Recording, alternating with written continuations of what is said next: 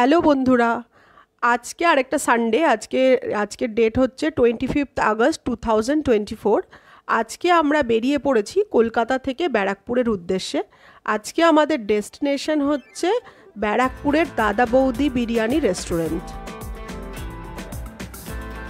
দাদা বৌদি বিরিয়ানি রেস্টুরেন্টের সামনে গিয়েই আমরা ওখানে প্রচণ্ড বড় লাইন দেখে অবাক হয়ে গেলাম। আমি তোমাদেরকে সাজেস্ট করব, আমরা যেহেতু সানডে গিয়েছিলাম তাই প্রচণ্ড বড় লাইন পেয়েছিলাম, তাই আমি তোমাদেরকে সাজেস্ট করব তোমরা মানডে থেকে ফ্রাইডের মধ্যে এসো, তাহলে অনেকটা ফাঁকা পাবে।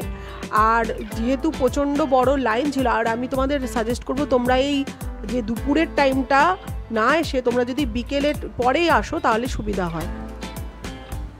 তোমাদেরকে এখন আমি ক্লিপটা না আনকাট করে দেখাচ্ছি যে লাইনটা কত বড়। তোমরা দেখলে তাহলে বুঝতে পারবে, তোমাদের আইডিয়াটা হবে যে কত বড় লাইন হতে পারে।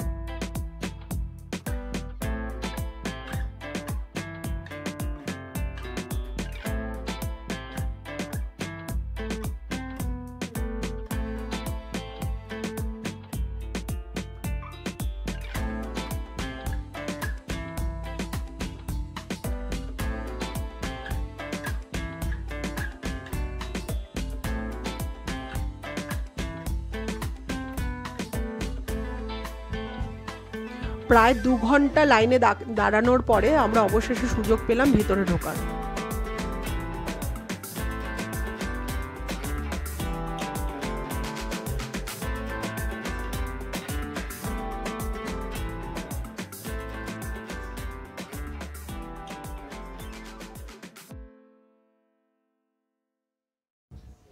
ফার্স্ট ফ্লোরে আমরা জায়গা পেলাম বসার, আর আপনারা দেখুন অ্যাম্বিয়েন্সটা দেখুন কতটা সুন্দর।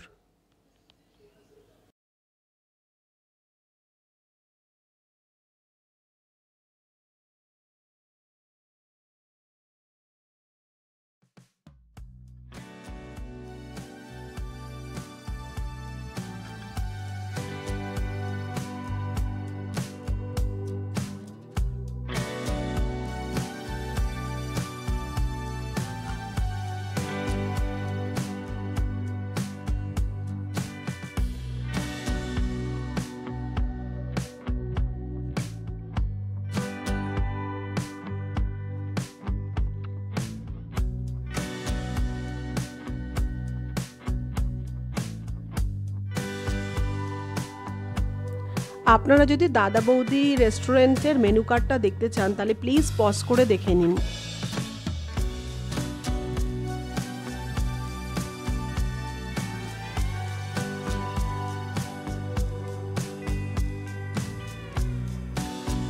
অবশেষে তার দেখা মিলল। আর দাদা বৌদি রেস্টুরেন্টের বিরিয়ানি কেমন হয় নতুন করে কিছু বলার নেই, আপনারা তো সবাই নিশ্চয়ই জানেন। এদের স্পেশালিটি হচ্ছে মাংসের পিস। এত বড় সাইজের মাংসের পিস অন্য কোনো রেস্টুরেন্টে আপনি পাবেন না। আর বিরিয়ানিটা একটু স্পাইসি হয়। আমার ছেলে রেয়াংশুর ব্যারাকপুর স্টাইল বিরিয়ানি খেতে খুবই প্রবলেম হতো আগে, দেখেছি মানে খুব একটু স্পাইসি হয় বলে, কিন্তু এইবার দেখলাম ও হাপুস হুপুস করে খেয়ে নিল। যদিও লাইনে অনেকক্ষণ প্রায় 2 ঘন্টা অপেক্ষা করার পর প্রচণ্ড খিদে পেয়েছিল, তাই পুরোটা বিরিয়ানি কমপ্লিট করে নিল।